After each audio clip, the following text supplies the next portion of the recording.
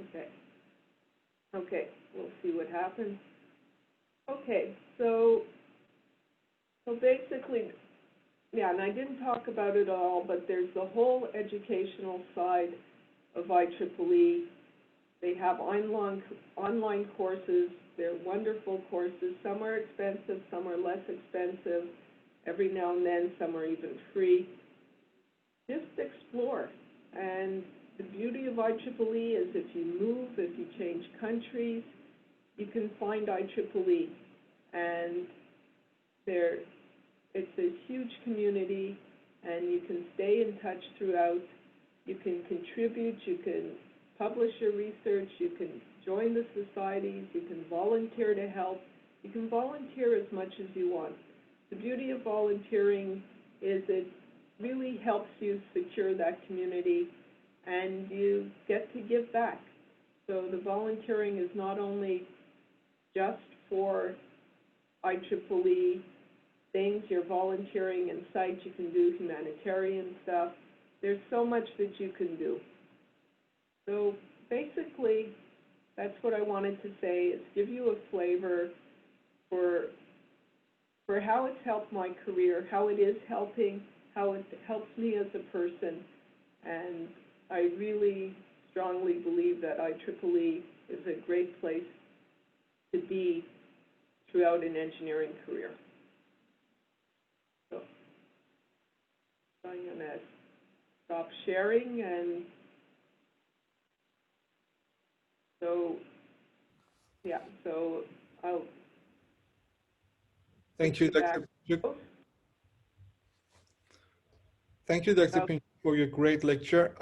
It was really interesting to know about the technical aspects that you discussed with the audiences. Any questions and any comments on Dr. Pinchuk's lecture? Also, feel free to drop the message.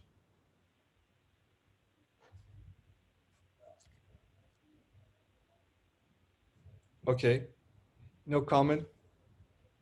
Okay, good. Once again, thank you, Dr. Pinchuk, for your great lecture. It was really interesting, especially the technical topics for me. Thank you. So I'm going to, so we will have a invited speaker, Dr. Syed Hassan Ahmed. I'm not sure he's here right now. He will be started in around 12. Yes. You're host now, Dr. Pinchuk? No, I think you're host. Okay. You're definitely host. So I'm going to play a video. Oh, Dr. Hassan is here. Okay. We will start with you, Dr. Hassan, on 12. I will introduce you. Once I played a video, I'm going to try to play it, and we will come back to you in 12. Okay, thank you. And share my screen.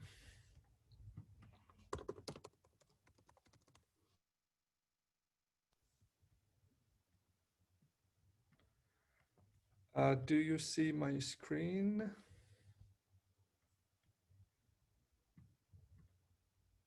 Yes, we see your screen. Okay.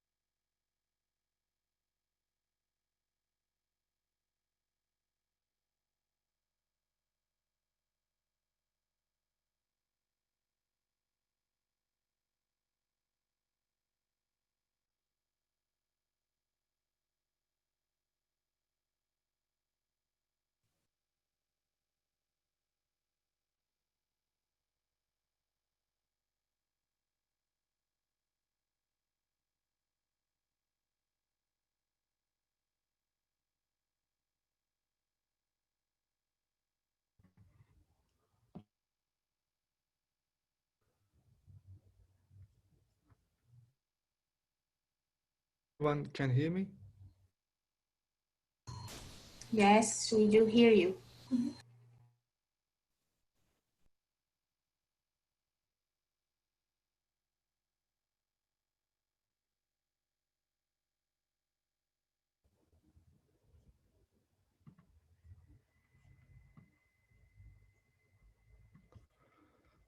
Can you hear me? Yes. Interruption from my internet connection. So may I continue playing?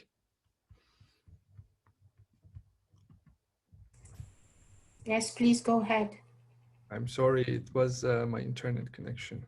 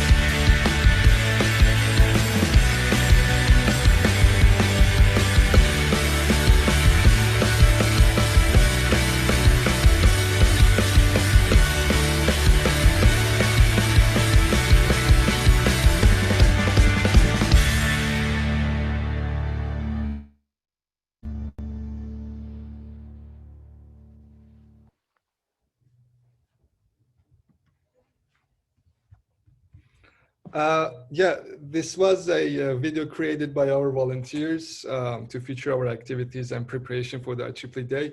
And sorry for the interruption on my internet connection. Actually, it was my leg that I touched my modem. I'm really sorry about it. So it happens. Anyway, we are moving forward with Dr. Hassan Ahmed. I'm going to give a very brief introduction on him. Dr. Syed Hassan Ahmed is from GMA Wireless Company, who is product specialist over there. He's from, he got his PhD, bachelor's degree from KUST, Pakistan, and his master degree and PhD from Kyungyong National University of South Korea, both in computer science and engineering in 2012 and 2017, respectively. Later, he was a postdoc with the University of Central Florida in the United States and the faculty of the Computer Science Department of Georgia Southern University at Statesboro, USA, where his research interests included sensor and ad hoc networks, cyber physical systems, vehicular communications, and future internet. Currently, Dr. Hassan is with GMA Wireless as a product specialist with a focus on distributed antenna systems and millimeter wave products. Dr. Hassan, can you hear me? Yes, yes, And I believe you will need to share your screen, right? Sure.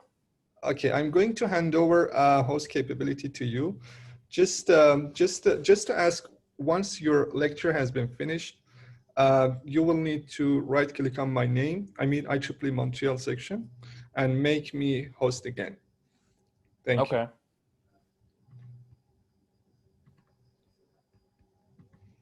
Yes, we are with you right now, so you can share your screen. Thank you. Thank you. Thank you.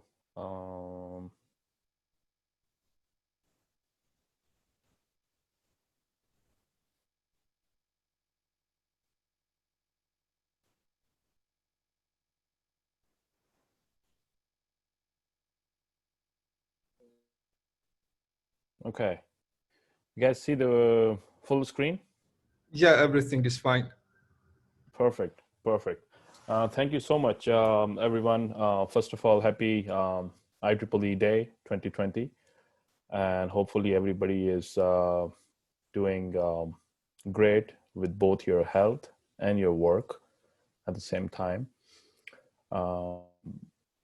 We understand that maybe these type of events could have been done in more face-to-face type of meetings, but due to the unprecedented or unpredicted situations due to COVID, we definitely cannot travel much or cannot have social gatherings.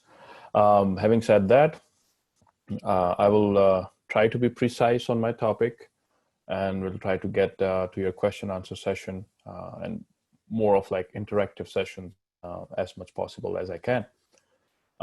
Today I will be talking about connected cities. It's not something really new when it comes to smart cities. But of course, when we are talking about named data networking, I will try to introduce, if some of you are interested in exploring these topics, I would be happy to collaborate as well. Also, again, thank you for briefly introducing me on things, and that will actually save my couple of minutes as well. Currently, I am a part of product line management as a product specialist with GMA Wireless. GMA Wireless is a company that makes distributed antenna systems, and we have products for millimeter wave, 5G, and 5G NR, and it's a global company, basically one of the top 3 vendors for the hardware, RF distribution hardware. Having said that, the presentation content is solely my personal opinions about the topic, and this research finding has been done or has been explored before my joining GMA Wireless, just as a disclosure notice before I move in. So I will be, my career path, I will just briefly talk about it, and then we will look into current and future internet, and then we will talk about connected cars and vehicular NDN if time allows. And I also want to leave some of the research topics or research direction on the table today before I, end my talk. So I know I have a very precise time, and this agenda of my presentation looks very, very ambitious, but I will try to use maximum time out of it. And as a host, you can please interrupt me if there is if there is some message in the chat, because I cannot see chat. So if you find some message or something like my voice is not coming correct or something, you can stop me right over there. All right, so we'll move ahead. This is kind of I really like about just looking at the world map. Been traveling a lot, lived in different countries, or even within US, I have lived in 3 different states for the purpose of my education training, for the purpose of my professional career, and so forth. Just like you have already heard about my introduction, so I will skip this. Just one thing, I also used to have a visiting researcher position in Georgia Tech, Atlanta, during my PhD. I think that was not covered during the top intro. And also I was a faculty member with Georgia Southern as an assistant professor. And then I moved to industry because I wanted to taste every single element of what one could do possibly after your PhD.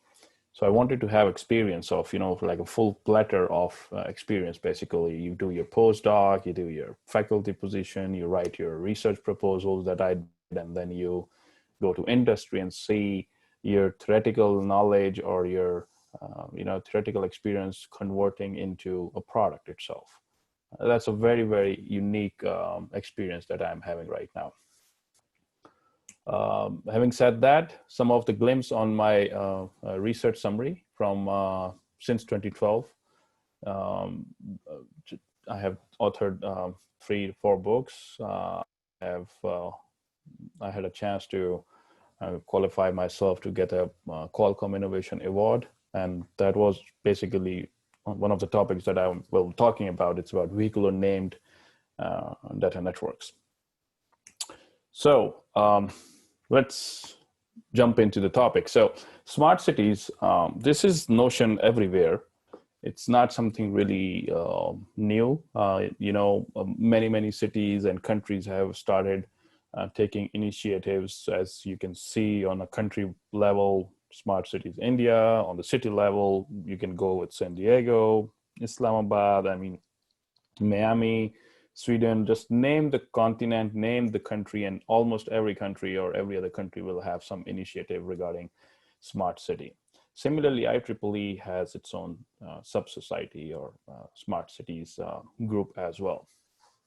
So the point here I'm making is this is widely being accepted that cities need to be updated and cities need to be smarter. But let me ask you this. Let me just ask this and then answer this as well, that what makes anything smarter in our ecosystem? When I say smartwatch, when I say smartphone, when I say smart computer, when I say, smart dryer or smart car or anything smart, what makes all these things smarter? The only thing is connectivity. If you take out connectivity from them, if you take out the reachability to other devices, these things will no longer be smarter. And then that's why they're called smart, Internet of Things or smart things and so forth. Now, when you perform the whole ecosystem at the city level, where you're trying to connect your, stadium with players, with managers, when you're trying to connect your parking lots, with your Department of Transportation, with public, when you're trying to connect your hospitals, with insurance companies, when you're trying to connect your logistical elements, your ships to the docks, docks to the government logistic department, your nuclear plants and whatnot, your electricity and everything, right? When you're trying to connect all these things for the sake of legit applications, that's where it called smart city concept. And that's where that concept came into being. These are some of the, you can say, applications I have listed. This figure is basically from my paper published in Communication Magazine 3 years ago, almost, I would say 4 years ago now. But it took us like almost 1.5 months to come up with this picture itself. We wanted to cover almost every possible application of connected community or connected city to begin with. Now in here, you can see different applications or different parameters where connectivity can play a major role. And I have highlighted green for the sake of giving you the overview of transportation as well. Of course, you know, a smart campus is a part of, let's say, education. Then you have waste and recycling, tourism, and so forth. But then I was trying to focus on transportation services, how we can make them smarter. So you have emergency rescue and response, you have smart mass transit or subway, you have emergency vehicle assistance system, and then using C2V connect, you know, and V2V vehicular to vehicular connectivity and so forth. So all these features basically make it combinedly as a smart city.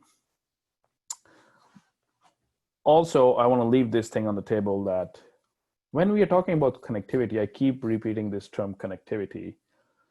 Major backbone of connectivity, as we know, is internet. So I'm going to show you some of the driving forces towards the research of future internet. Let's look into the traffic, internet traffic. And again, these are the you can say snippets from 2017, November, so 3 years ago. Of course, you can imagine the situation right now. This is the network traffic overview globally, where 25 or more than 25%, you can say, of the internet is coming up. Of course, globally, it's been accessed, but when you see the reddish colors, these are the areas where you can see a lot of internet traffic. Also, attack traffic overview. So attack here means there can be denial of service attacks and so forth. So different, because wherever there will be network traffic, that's where you will have a lot of denial of service attacks and so forth. Now, if you look at on the right side, when I talk about consumed internet traffic, right, where the actual consumer, which is you and I, where we are making this traffic used. So you see that fixed infrastructure and then mobile infrastructure. We're talking about petabyte per month. So petabyte is like, I guess 1 petabyte, it would be 1024 gigabyte. So you can see a lot of traffic going on there. Now, out of this fixed and mobile traffic, if we look at the subsegment of this traffic, we want to see the application here. If you remember when we were being taught data communication and network course at the bachelor's level or undergrad level, we have been told that the killer application of internet was email. And that email used to contain textual data and so forth. Now you can see that web, email, and data files are left behind if you look into 2020 and 2021 and so forth. They're left behind by internet video content. It's a humongous, or you can say phenomenal growth in the internet video content. And it is very obvious because of your applications, right? I mean, you're talking about Instagram, Snapchat, Facebook Live. You go live on many, Netflix, Amazon Prime, and name what, right? All these applications are generating a lot of video content over the internet. So my point is that we have gone away from the killer application of internet. That means that internet needs to be redefined in some way. Some of the other digital transformations or driving forces, as we know that, and again, this is coming from Cisco back in 17, that your internet traffic is basically moving towards the edge. And it will be more than 35% in the cities by 2021, which is by next year, right? That your traffic or your content will be moved towards the edge and close to the user. So having said that, let's see, very simple. I really love this slide, not because I made it, but because this gives you the very simple understanding of what is internet and what are we using it for. So the simple thing is we are requesting content and we want to receive that content. That's the simplest, we can say, way of looking at the internet.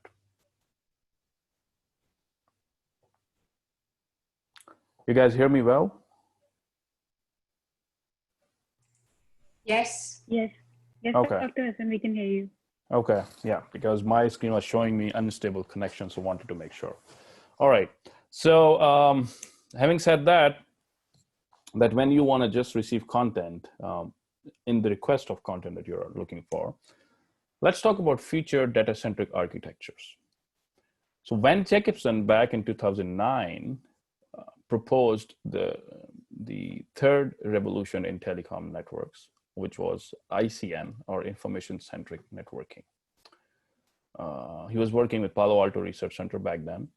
And I remember he proposed this in ACM Connext conference. What he meant was that instead of naming the devices, which we currently do using IP addresses, we should name the content. It can be a pull-based architecture, basically, where a consumer can broadcast interest packet and wait for the data packet. And I will be showing you what interest packet and data packet would look like and how it can be processed. So, and then also, it's going to be an open broadcast system where you request the content from the network, not specific host. So like you want to request content from the network itself. And then any node with the content from that particular network can respond to the request. So it doesn't have to be specific IP address to help you retrieve the content that you're looking for. It's going to authenticate because we are naming the content, which means we will be adding some signature to it. So which means we will be securing content, not the connection, just like in the current internet. And when we try to secure connection, that's why we ended up having more spam emails every day, even though we tend to say that we have a secure internet or the privacy and all that, but still we can receive spams for the things that we haven't signed up for because of the push-based flexibility of the current internet. Now, going further, excuse me, going further, what it means to have, or what it means to look at the future internet networking architectures. First of all, let me tell you that we have 5 architectures that have been aggressively explored or proposed, keeping ICN into the mind. And one of the, you can say, architecture is CCN. Again, it's an industrial, you can say, architecture, or industry-initiated project by Palo Alto Research Center. Then we have NDN. It's more of academic project started at UCLA. And then we have Network of Information Architecture. It was started from European folks out there. And then DONA and Publish Subscribe Internet Routing Protocol. So what we will be focusing on NDN, and what it is, it consists is your naming, like how you will name the content, then your security, how you're going to sign that content, and then your routing by doing prefix matching and caching and so forth. So as I said, we are talking about two types of packets. One is an interest packet, and the interest packet will consider name of the content, and then your nonce value, which can be a random 3-byte integrator, and then your different selectors if you want to. And then you have a data packet where you will have a name, the same name of the content, and then your meta information, which can be content type, freshness period, and producer only, and so forth. And then of course your signature on the content to make it secure. And this signature can only be done by the content producer who is actually producing the content. Now, how it differs when I am talking about future network architecture or internet architecture versus current architecture. So if you look at the hourglass, you probably know this picture on the left side very well. We always have a bottleneck at IP packets. And that's where ICN is trying to target, that we should be focusing on the content itself. Like our bottleneck situation should be at the content itself rather than fixing the IP addressing problems. So having said that, I will try to be respectful to your time. So I'm sorry if I'm going a little bit faster, but we can always take questions in the QA session. Now I have explained you two types of packets in NDN. I'm going to tell you about the 3 types of data structures that each NDN node will be maintaining. And that will be pending interest table or PIT, and then we will have a content store, and then we will have a forwarding information base, right? Or forwarding interface base, completely depending on how you fix it in the situation. So basically NDN is going to support multiple interfaces. It can be Ethernet, it can be wireless, cellular, it can be Wi-Fi and so forth, or even Bluetooth, you never know. And that's where the FIB is going to be saving the outgoing interfaces. They call it faces. And then content store is a memory where your content is stored. And then pending interest table is basically a data structure or a list where you keep refreshing your pending interest information. How things work. So if I'm a device and I'm trying to send out interest packet. So first of all, I will try to match nonce here, and just taking you back here. Remember I told you that in interest packet, you have a nonce value here, right? So the purpose of this nonce value is to make sure that you're not sending the same interest over and over again. That is important. So if it is found, you consider it as a loop, we drop it down. If nonce is clear, then we go into our pending interest table. If we found this interest name there, we basically will be searching name versus name. So if we find a name here, we will again drop it because it's again the repetition. But if not, then we will look into our CS, into our own memory, rather than just blindly forwarding it. If we find a match, it means we already have content in our own memory, right? So we will just retrieve it. Otherwise, we will go into the FIB. We'll check if we have already retrieved this type of content from a specific interface. Otherwise, we will distribute it among all the interfaces. When we are hearing data packet, when data packet is received, what happens? We check pending interest table, the same like this. If it is not found, the name, it means we were never looking for this data. So we will just drop it. So we will save a lot of processing involved, right? If you find it in the pending interest table, then we will go into nones and different other checklists and all that. So this basically slide is summarizing how the forwarding daemon works for NDN. Real quick on how vehicles could have been connected if it was not for wireless connectivity. It's a very funny picture I found, thought of sharing on this day.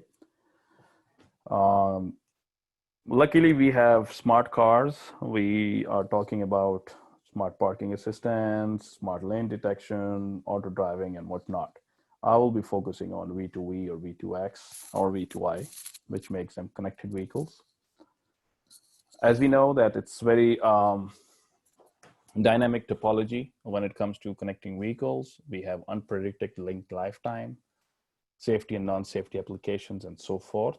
It's a lot of different diversified constraints that we can have when we are trying to connect vehicles on the road. So what we did in our research was we brought NDN into vehicular network. And we started doing this back in 2014, which was fairly during the first decade of ICN proposed. So we consider all the three data structures on NDN, on each vehicle. And we implemented or we simulated the same, you can say, forwarding daemon on vehicular nodes. Some of the research opportunities, of course, time is limited, so I cannot go into the details of our research, like particular topics that we have tried to mitigate or resolve. But just to let you know, we have done some work in routing. You have always an open research in naming, caching, and so forth. These are all the topics that we guys can always explore. Also, NDN in smart healthcare, it has a potential if you're talking about organizing a hospital via internet, so why not via NDN? And there are so many topics to explore. So just trying to give you a lot of, I'm trying to put, the whole ocean of knowledge into a jug, a water jug. So that's somehow not very but justified, but anyhow, trying to give you where you can work on NDN. Also, NDN in Internet of Things. These are some of the publications that we have done or did complete during the last 3-4 years. And finally, NDN for software-defined networking as well. This is just giving you the glimpse. Of course, if you're interested, you can go ahead and read these papers. They're all out there on IEEE Explore. Finally, when I talk about NDN research potentials over the next years, if you're working on any of these topics already, try to explore NDN as a future internet architecture. And there are many other topics as well where it can be explored. Thank you so much. Again, I'm sorry I took over time like 5-7 minutes. Let me know if you have any questions. Thank you, Dr. Hassan, for your great lecture. It was really interesting, and I learned a lot from this lecture. We have a question in the chat, and he's asking, are there any standard proposed for the NDN in IoT, especially in the standards perspectives? So standard-wise, there, of course, it's not like an RFC. I'm sorry, it's not like an IEEE standard yet, because it's still a new architecture and it's evolving and it's been, deriving a lot. But of course, on NDN website, you can find out a lot of documentation how to implement NDN functionality as an overlay architecture on IoT devices. There is a lot of work. And there is another question, which is my question. about the V2X perspectives. I wonder, in terms of the frequency allocation in the physical layer, what kind of frequencies has been allocated, especially in the United States? I mean, different countries have different frequencies to allocate V2X. I think they're talking about 5.9 gigahertz, right? So it's a part of IEEE 822.11p standard. And they're talking about dedicated short-range communication protocol, DSRC. And the frequency that they have allocated by FCC is 5.9 gigahertz. I'm not sure exact ranges, but that's where they're going. Thank you. Thank you, Dr. Hassan. Is there any question or comment on this lecture? Oh, yeah, we have one more question. Sure. Wahid is asking, so in case there are multiple standards, doesn't that bring conflicts? Of course, they will work on interoperability, just like even now, when we are talking about NDN as an overlay architecture. So your physical layer is still trying to resolve IP addresses, but it's always an interoperability issue, right? Just like you always had an interoperability between version 4 and version 6 of IP addresses. In the same way, if time comes, they will try to fix that thing as well. But again, it's a good topic too to explore. Yes, I see.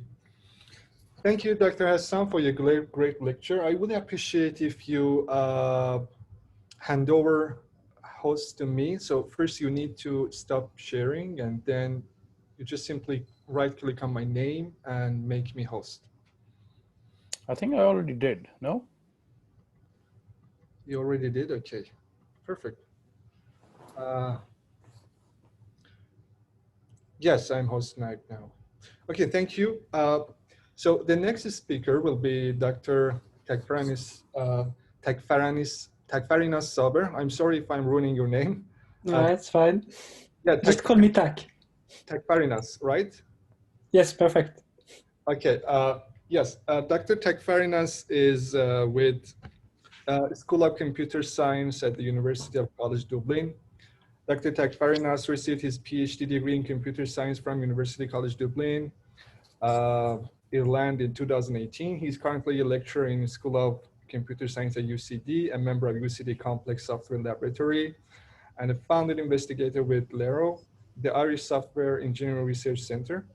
Previously, he held a postdoctoral position at UCD, Michel Smurfit Graduate Business School. So I'm going to make you host, Dr. Farinas, and Please go ahead. we will with you. Okay, make co-host. So this time I'm making you co-host, and there will be no need to hand over by the next time. That's what I thought as well last time. Thank you.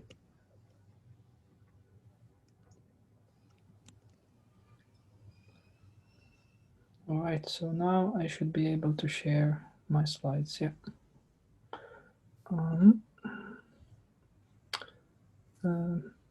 Let's share everything, yeah. So I hope you're seeing my screen now, yeah? Yeah, very clear. All right, so hi everyone, Takfarinas here. So thank you very much for the introduction, and also thank Kuljit, who is not here now, for the invitation to give a talk today. So she invited me to give a talk on, actually last time I met with Kuljit, it was during another talk that I gave during the summer school. That talk was for an hour and a half. So I was thinking, how could I give the attendees some sense of what I'm doing and what kind of techniques I'm doing while keeping it short. Like for sure, I wouldn't go into that much depth. So for this presentation, I'm going to talk about a notion that is quite appearing and dying out and appearing and dying out over time, which is evolution. And I won't go into much detail. So what I will do is I will give you some kind of a sense, a general sense, and to make it useful for you, I will delve into one motivating example that might be of interest for you. So for this case, I'm choosing ITS, basically traffic systems, but it's applicable. I applied it in many other domains. So this is just a use case. If you want to delve into more details, you can contact me and I can recommend for you more information, or you can go ahead and search for it for yourself, okay? So for this talk, I'm gonna talk to you about how can we design better policies, better strategies, better algorithms through evolution, okay? So I will ignore this part about me. So I'm a lecturer in UCD here in Ireland. I'm working on everything related to software engineering, and particularly how do we design better artificial intelligence techniques to software engineering techniques, software engineering as a whole, okay?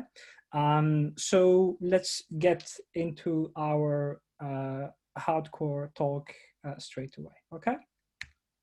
So I don't know if many of you have heard of evolution before or not, but it's something that kind of comes by quite often, especially lately, as a method to kind of learn to do machine learning. So when we talk about evolution, it's basically a mechanism to learn through biological, something that mimics biological evolution. Many of you might have heard of Darwin evolutionism. So basically it assumes that we came up, every creature on Earth, at the beginning it was just one cell that divided and evolved. And this is where it represents here, where there was a branch where there was similar to monkeys, and it branched and came humans from there. And that's for the biological aspect. What's important for us is mechanisms that we use that are inspired from it, okay? We know that evolution makes good, led to humans, which are at least good creatures, useful somehow.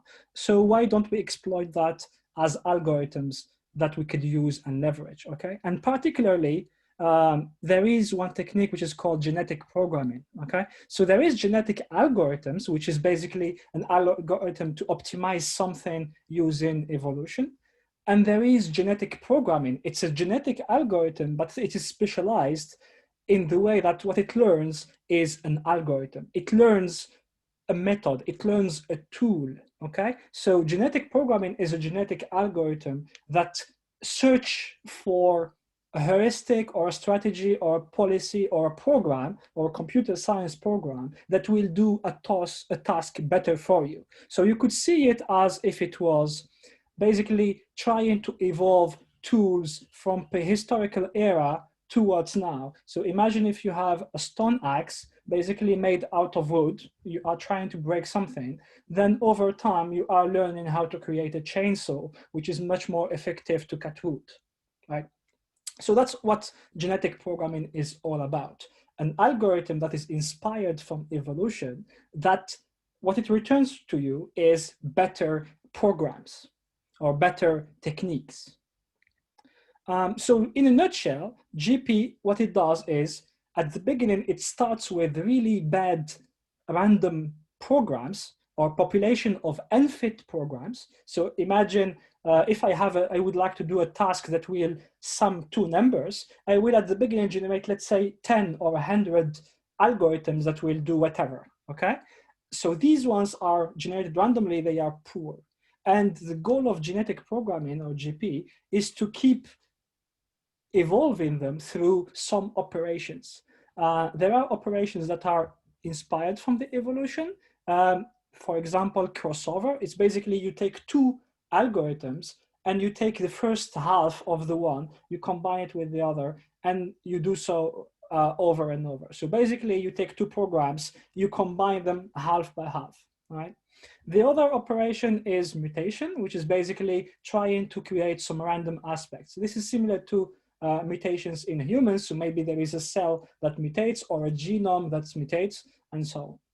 The other two operations that are used but are not quite well known and they are not quite clear is the selection. So what individuals do you decide to keep going forward, or which one do you decide to say, oh, these ones are too bad, I discard them, okay? So what GP does is it has every time a population of some individuals, okay? And this population of individuals, each of them might be good or might be bad, and it keeps evolving them using some of these operations, okay?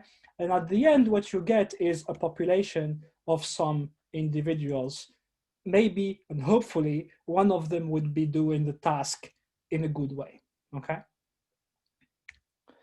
So just, this sounds nice, but let's go through an example. There is one example that I hope all of you would know. It's called a regression, okay? So what regression does is that, imagine you are given a set of data in 2 dimensions, okay, 1 and 2. So the data points here are in blue, and someone tells you, tell me what model represents this data properly, okay, or represents them in the best way. So one way that most people would do, or most scientists would do, or most economists would do, is say, it looks like a line. Let me draw a line that fits them the best.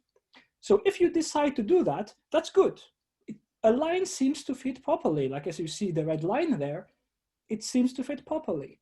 And that's called linear regression. That's one type of regression, okay? Some others might see, hold on a second. Actually, I see some curve there. And I might say, let me try quadratic, let me try cubic, let me try some polynomial, let me try whatever, okay?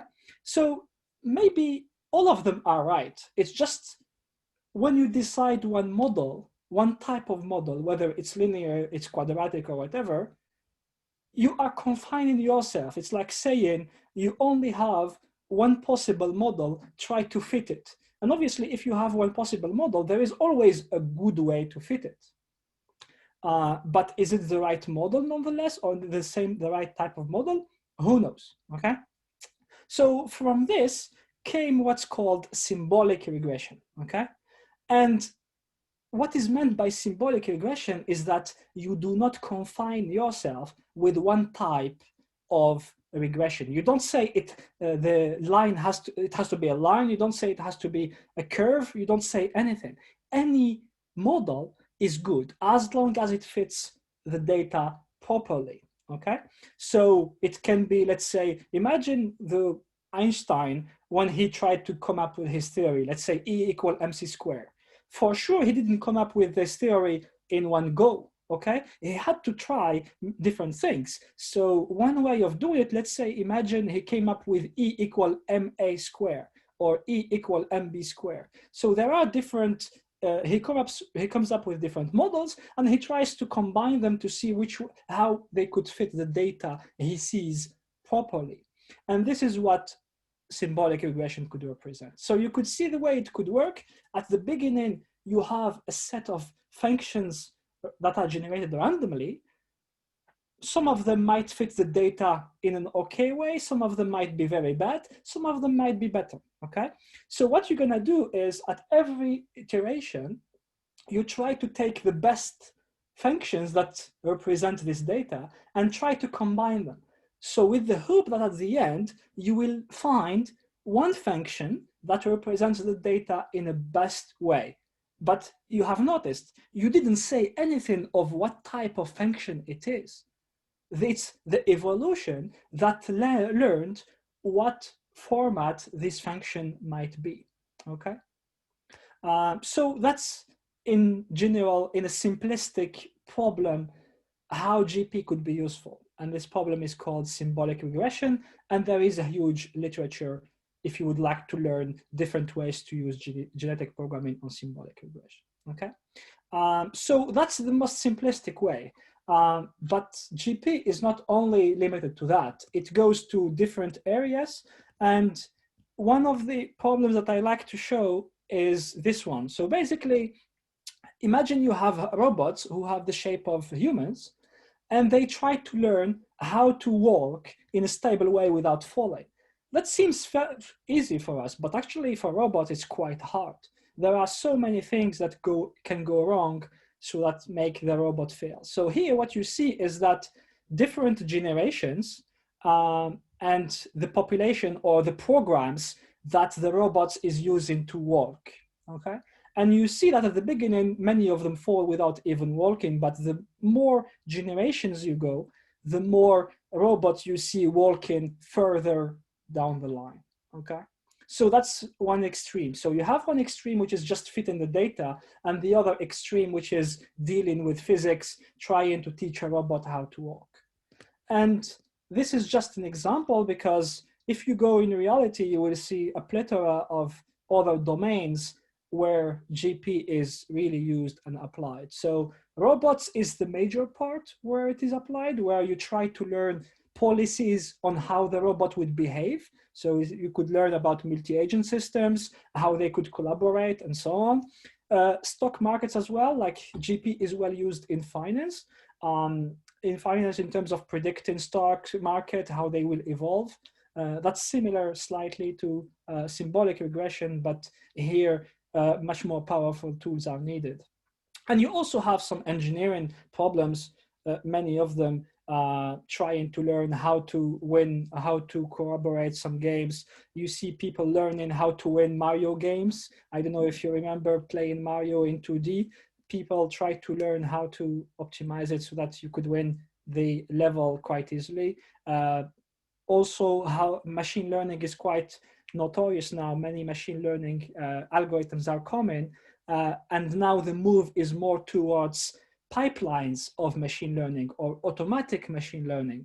And in AutoML, there is a huge move towards using genetic programming to learn what is the best what is the best way to structure your machine learning. You know, in machine learning, there are different methods to filter the data, different methods to organize the data, different methods to learn from the data, and so on. So what kind of techniques, how can you learn what is the best machine learning pipeline in your technique or to use for your data or for your problem?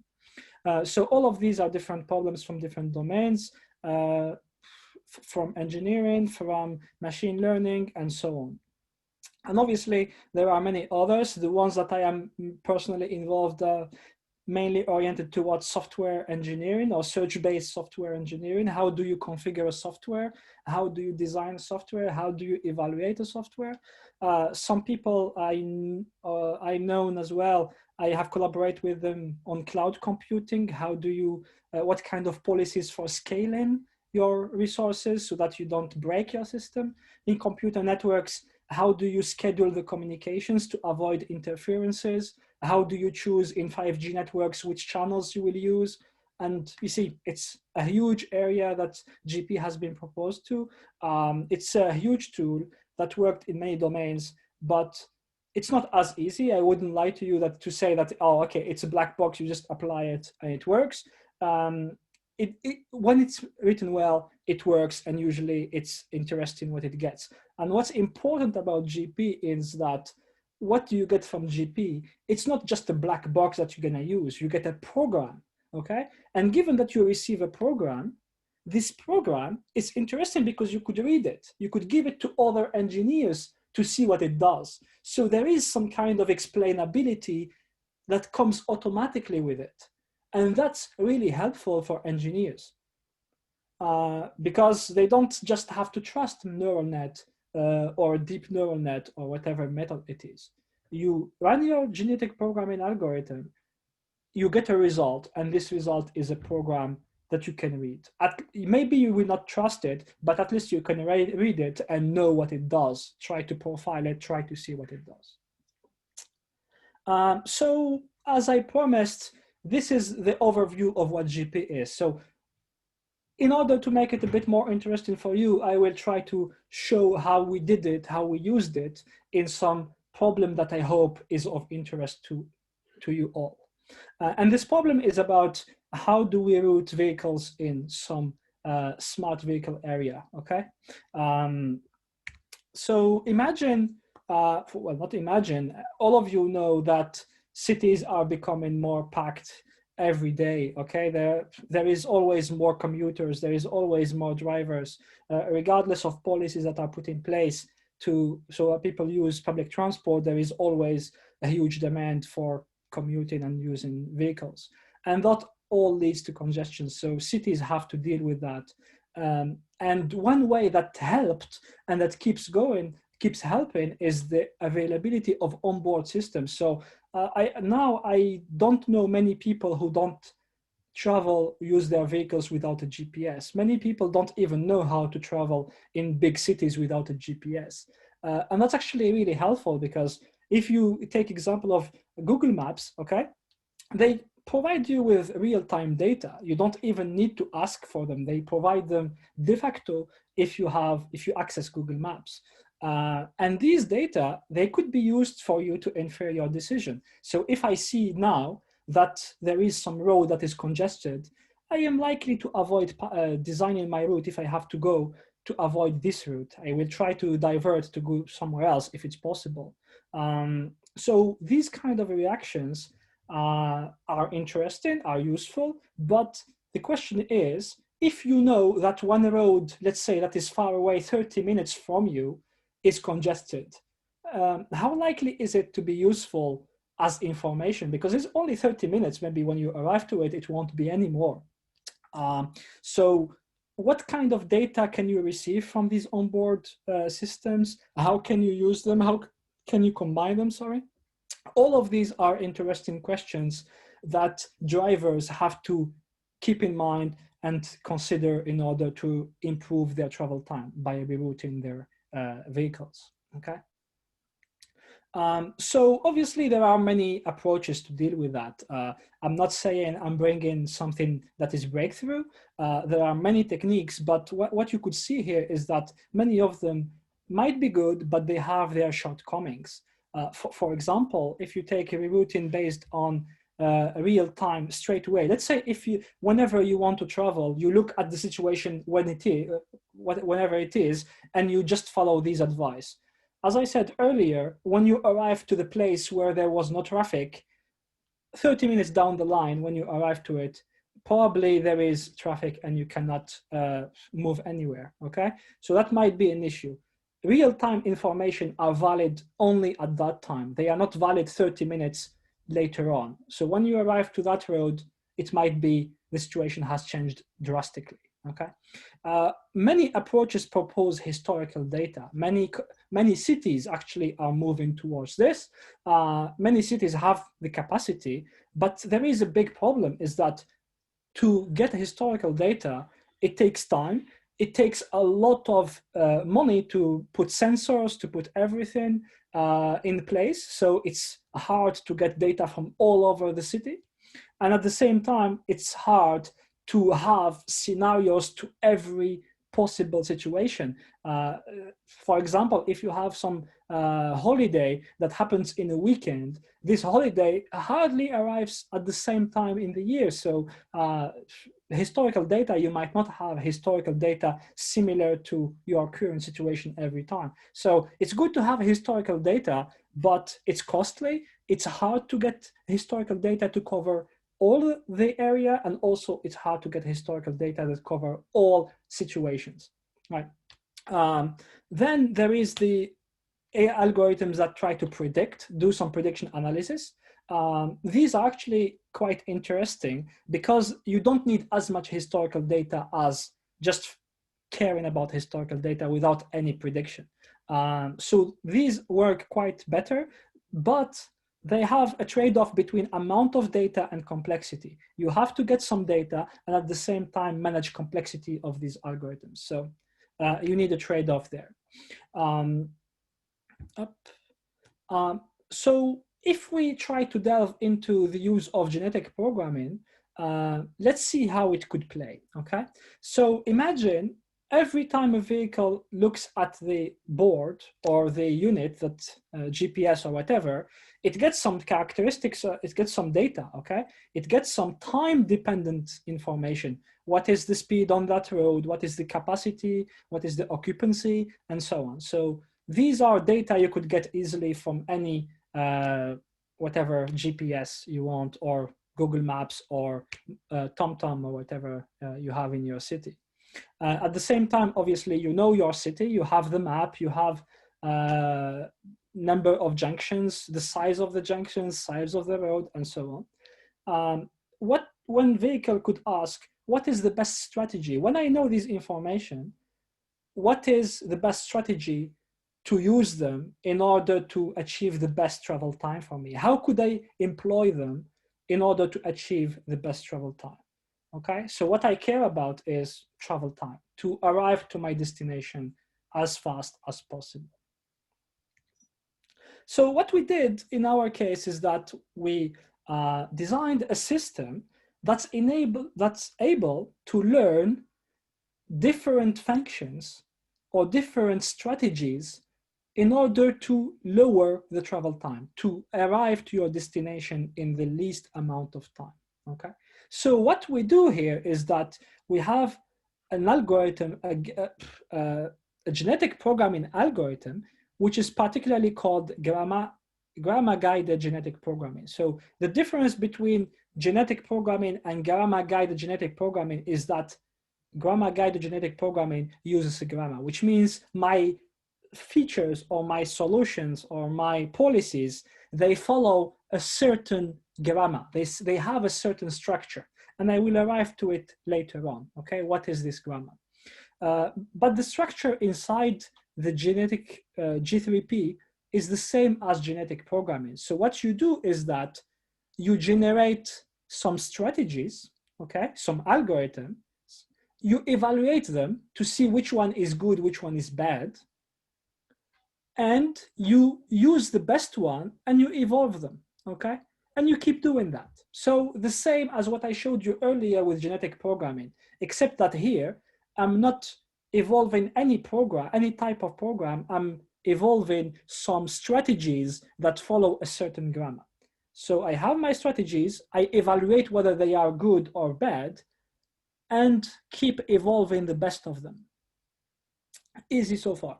What's different is that here to evaluate, I'm not creating some analytical model, okay? I'm not evaluating without something interesting. I'm actually evaluating on a simulation, a micro simulation that is quite well known in the area that shows quite accurate results in terms of how vehicles move, while at the same time being fast enough.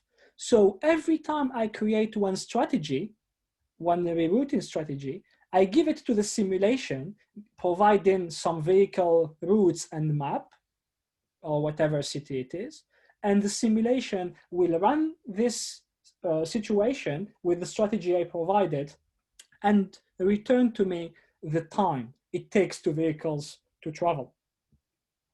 With this in mind, I can know which strategy seems good or seems bad.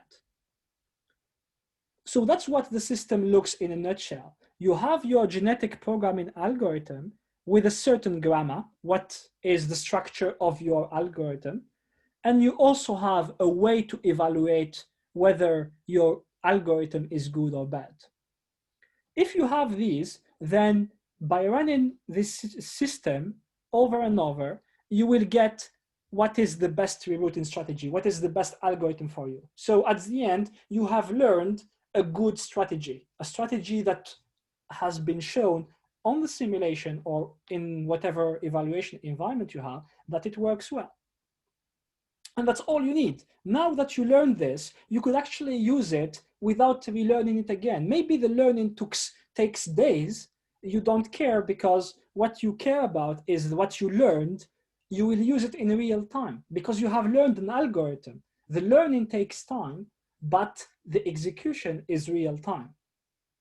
So that's basically what it does. You just need your genetic programming algorithm, you have your grammar, what is the structure of a good program, and you have a way to evaluate it. If you have that, then you have your learning environment and you don't need anything else. Obviously, you might need to tune your program or your system, but in terms of what you need as components, that's all you need. So as I told you earlier, we try to evolve programs or policies that follow a certain program, a certain structure, a certain grammar. That's why the algorithm I showed you earlier is called grammar-guided genetic programming. It's better to know what do you want to evolve rather than telling the genetic programming evolve whatever you want.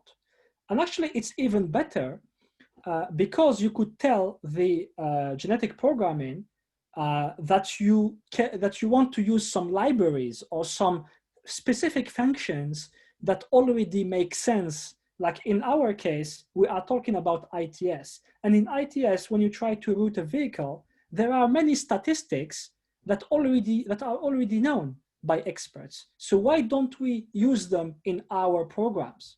And actually, this is what you could do in your grammar.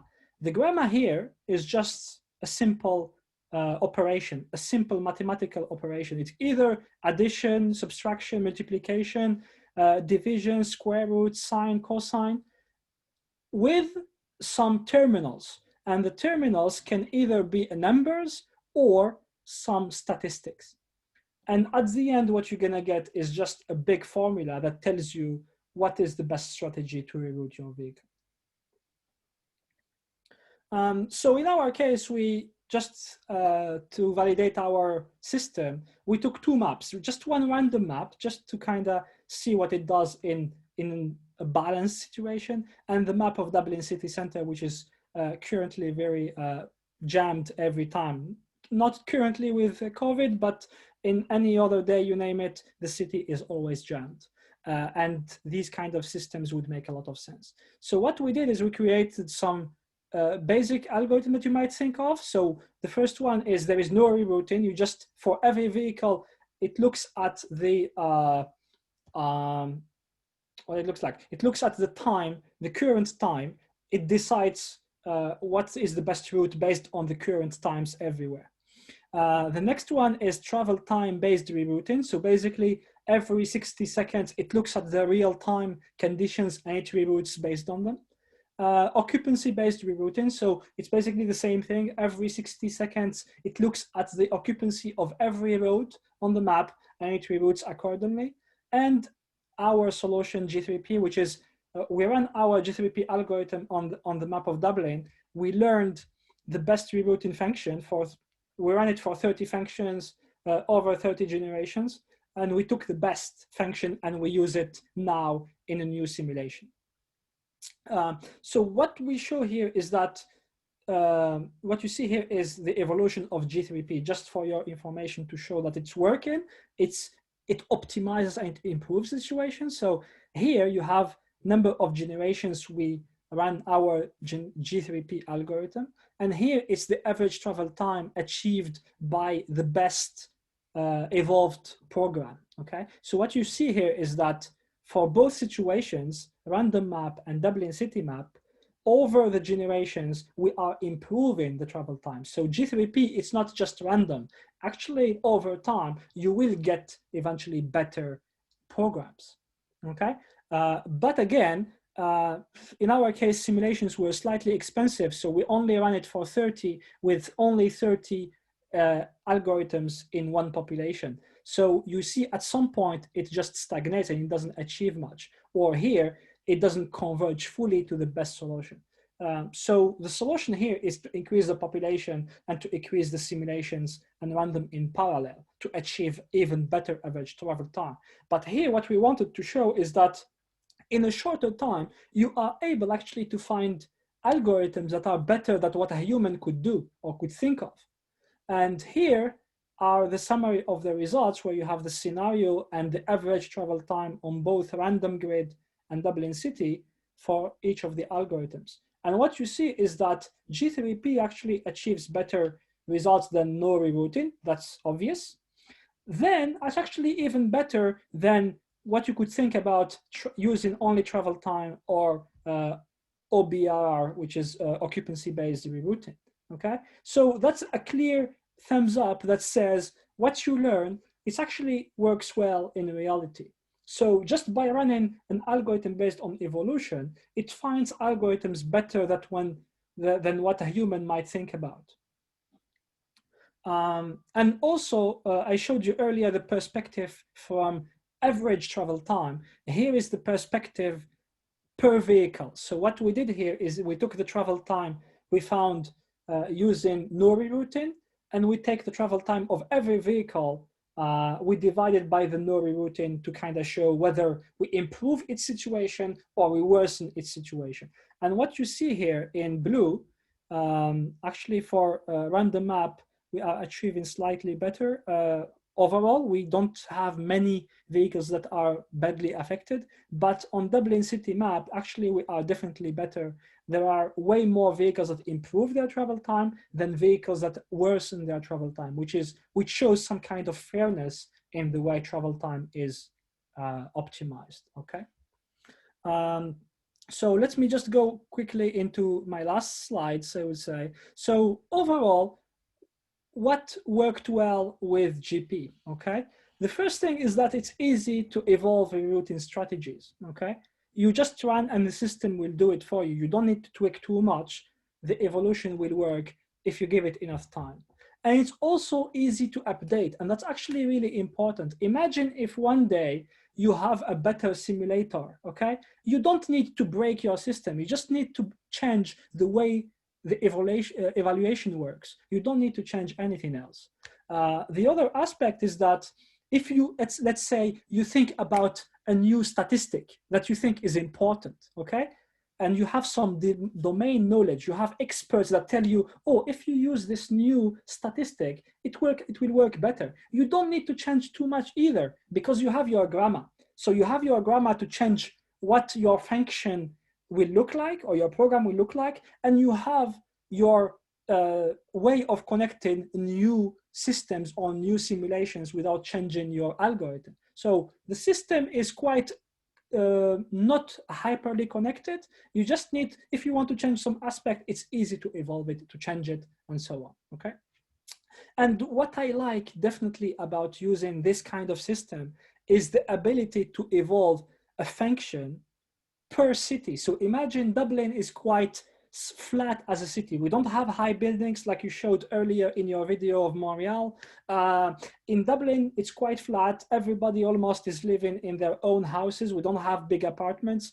And that actually makes the density quite low.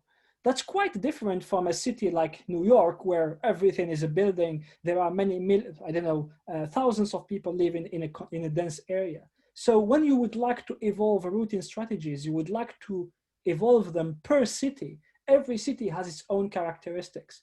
And the way you evolve it like this, it means that you can evolve different functions, different algorithms, which are led by data. So depending on the data you see in a different city, you will evolve a different function. And this will drive better improvement for you, okay? And yeah, so no one size fits all. That's one big advantage, okay? On the other hand, obviously, we are using here a traffic simulator. It's a bit expensive, but depends. If you have good machines, you can parallelize, you can run 100 simulations at once, or use different simulators that are less precise or whatever. But that's something you need to keep in mind. Every time you have one program, you have to evaluate whether it's good or not. So if your simulator, or you have to evaluate it in real time, obviously it will take you a lot of time to evaluate every program. And that's one of the drawbacks that I would consider for genetic programming. So you have seen, I told you earlier, a simple example that works well, which is trying to find models for data.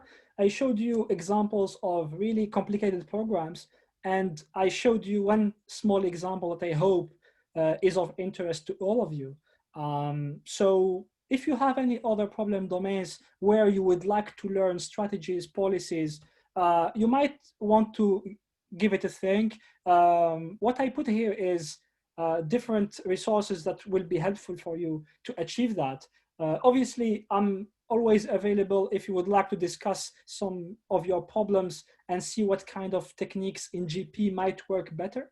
But if you would like a quick start, what I would recommend is this book from Hitoshi Iba on applied genetic programming and learning. So this book is hands-on, it's really applied. So you won't waste time searching for literature or papers without code, okay? So this one is really hands-on. If you would like some source code with tools with GP in them that are easy to use, I would recommend two tools. The first one is called FlexGP from MIT. There is a team in CCL in MIT working on that. And there is a tool that we work on here in UCD in my university called PonyGE, which is in Python. If you have any question on it, yeah, drop me an email and I will do my best to answer you if you have any problem struggling to use it. If you would like to explore this research area, what I would recommend is a bibliography or website that kind of gathers almost all GP papers. And it's maintained by one good person, Bill Longden. He's really a friendly guy. If you have any question on that, send him an email and he is always answering. Yeah, so that's pretty much it from my side. Quick starting point for you if you would like to delve into GP in more precision. Thank you, Dr. Takfarinas, for your great lecture. Thanks. It was really interesting. And so I got a question. Saida asks about what is the best rerouting strategy to lower the travel time while considering the unexpected vehicular security challenge? Well, the answer, frankly, is I don't know. In our work, actually, we didn't look at security or anything that is non-functional. What we thought about is really functionality, which is travel time. Obviously, you can add anything you want in terms of non-functionality. One of my colleagues is working on energy efficiency. That's one of the issues that we are addressing in Europe currently with a new Horizon Europe project to lower gas emission. We aim to have zero gas emissions, or negative at least. Well, hopefully negative at some point. So all of these could be designed, and actually you only need to add these into your simulation. If your simulator is able to capture these elements, such as security aspects or energy, or you name it, preferences, if there is any preference to go as close as from shops or something like that, or green sceneries or whatever you want, that's totally possible. What you need is to create an evaluation. How do you assess a path? If you have a way of assessing a path, whether it's secure or not, or whether it's green efficient or not, or whether it's beautiful or not, then you are done. You don't need to add anything else to that system. The evolution will take care of finding the best route for you, the best algorithm to use in the routing. It doesn't find the route for you, it finds the algorithm that gives you the route. Yeah, it's really interesting. There is another question, which is my question. It's about are those approaches could be applied for safety-related applications in vehicular communications, especially in the fast response situations? Yes. For instance, for collision avoidance. Yes. I totally agree with you. Actually, what we have done here, it's really preliminary, and you see that we made a lot of assumptions. There is always room to kind of say, oh yeah, if we take, let's say, take channels, for example, we can derive equations that leave room for the unexpected. The algorithm could be tweaked in such a way there are conditionals inside it. So if there is some scenario, do this or act like that. There are different types of GPs actually that work well in creating these type of what if scenarios. They won't be directly encoded, hard coded by the user, but they are quite handy at learning what if situations, what if scenarios. And in my experience with ITS is that what if scenarios are quite useful because they achieve what you want straight away without going through the hassle of, I don't know, because it's explainable. Whether you like it or not, having what ifs is explainable. And that's why it's good. But as I told you, in order to have such a system, you need an evaluation. How do you assess an algorithm and how your algorithm looks like? If you have these two, then you are perfect to go with GP. Yeah, that's really interesting. Further question comes about the processing procedures.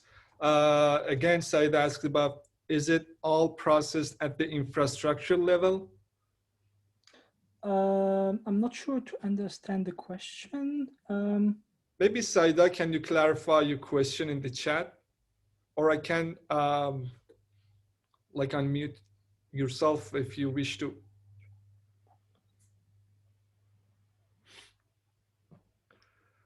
Yeah. Is it a centralized system? In this case, yes, it is a central. Well, it is and it is not. Given that we are evaluating our system based on average travel time, then it is centralized system. But in reality, these algorithms are run on every vehicle independently. Okay. What is the next step now that we are trying to achieve is that having different penetration rates and having different strategies per vehicles. That would clarify that it's not centralized anymore.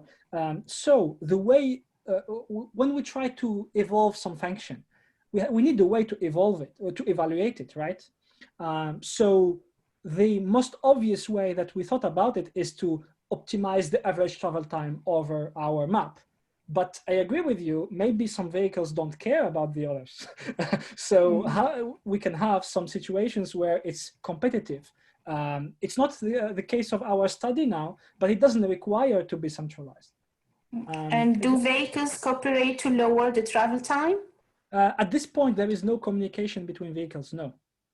But definitely, I agree with you. It's something that we envision to kind of add some collaboration between vehicles informing each other, at least, yeah, V2V or whatever technology to help.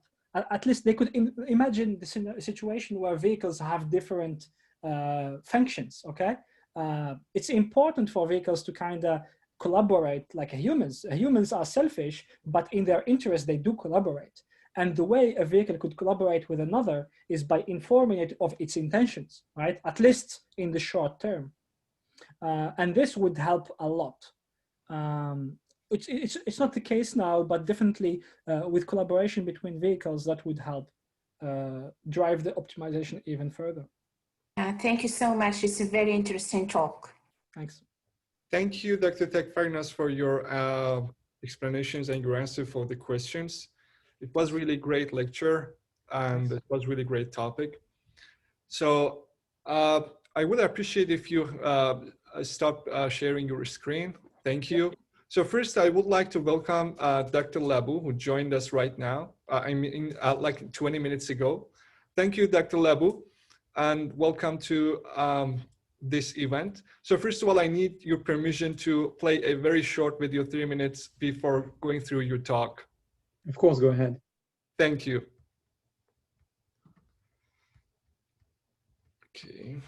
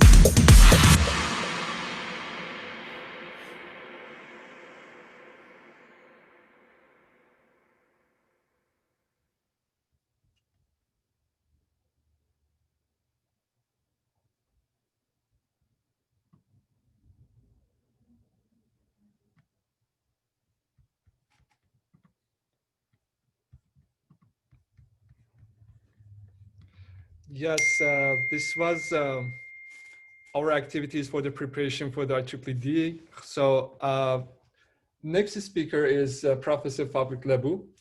Professor Fabrice Labeau is Deputy Provost at McGill University, and he is professor with Electrical and Computer Engineering Department at the McGill University, where he is also holds NSERC and Hydro-Quebec Industrial Research Chair in Interactive Information Infrastructure for the Power Grid. His research interests are in applications of signal processing. He has co-authored more than 200 papers in referred journals and conference proceedings in this area. He's Director of Operations of Stockholm Inter-University Research Center, grouping 50 professors and 500 researchers from 10 universities in the province of Quebec. He is past president of the IEEE Sensors Council, senior past president of the IEEE Vehicular Technology Society, and the former chair of the Montreal IEEE Section. He has been or will be involved as a general co-chair for the IEEE Vehicular Technology Conference, VTC Fall 2016, URSI General Assembly and Scientific Symposium 2017, IEEE Sensor 2019, IEEE Globecom, etc., etc. So I'm going to speak a couple of them. And finally, IEEE International Conference on Image Processing and Ubiquitous Wireless Communications. He's the past president of the IEEE Sensor Council, former president, and he was a recipient of the 2015 and 2017 of the McGill University Equity and Community Building Award team category of the 2008 and 2016 Outstanding Service Award from the IEEE. Thank you, Dr. Labeau, for to join us. So I'm going to make you host right now. Just thank you.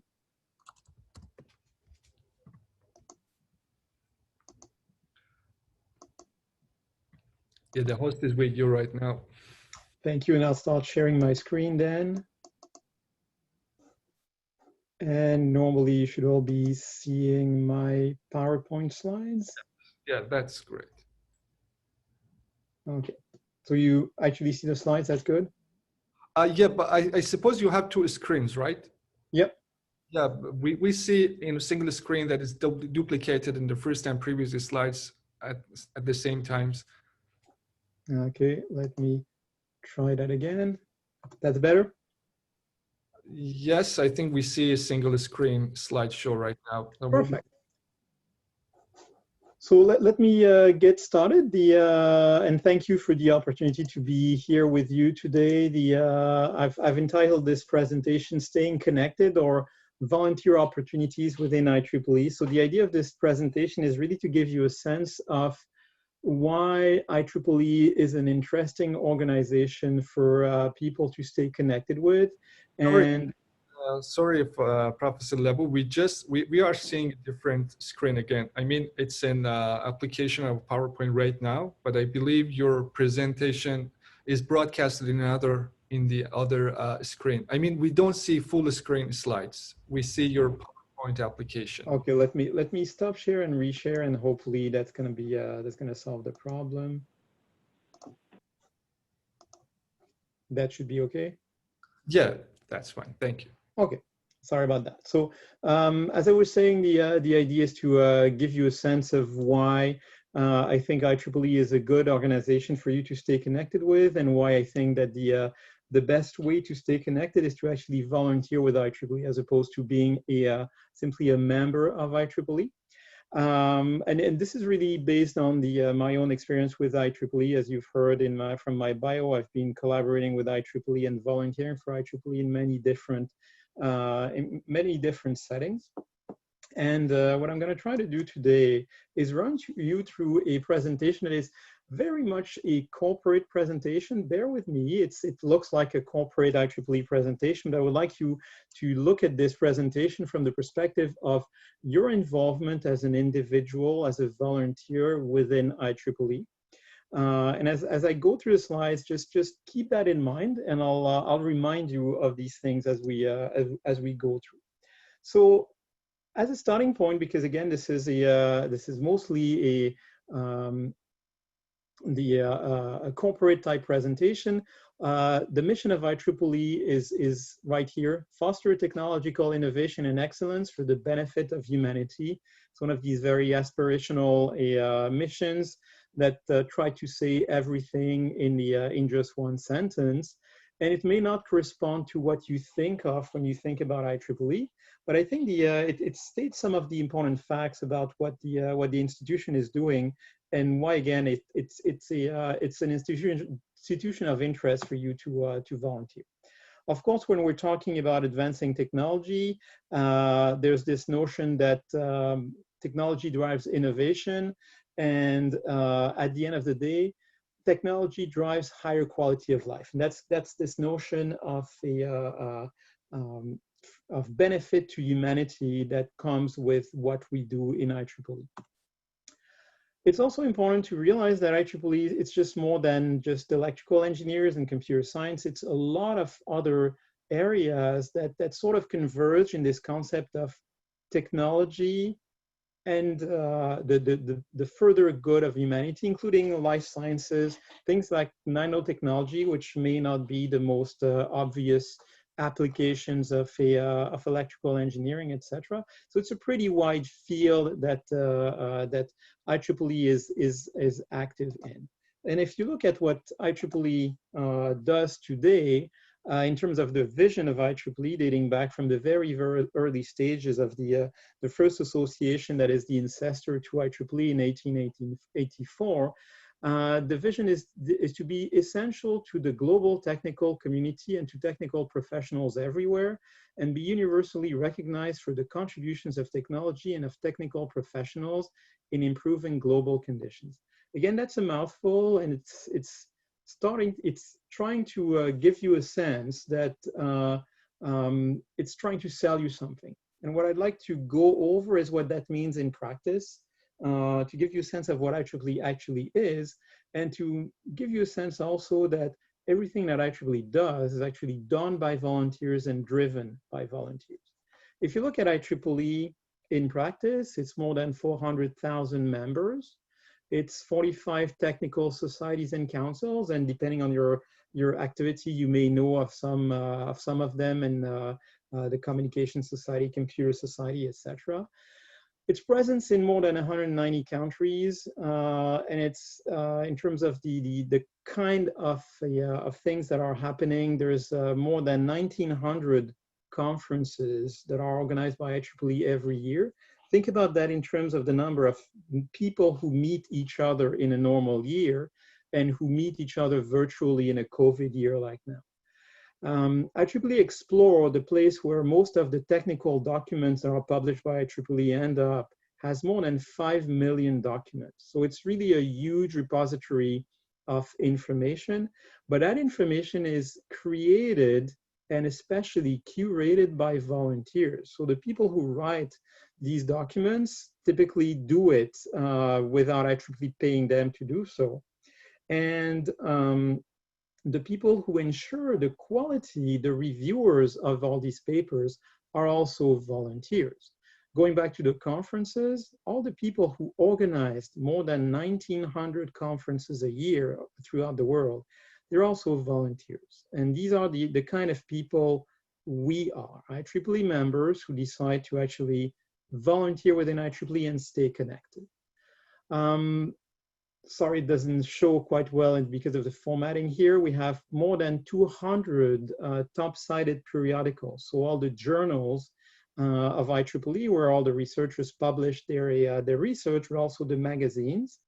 Again, all the editors of these journals and magazines, they're volunteers. It's people like you and me who spend their time on top of their normal job, reviewing articles, writing columns, etc.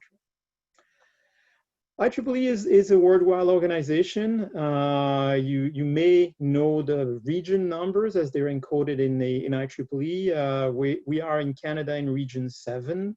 You see the membership numbers in the table on the left-hand side here of the screen, where of course in the United States, which is regions 1 to 6, there's the largest number of members.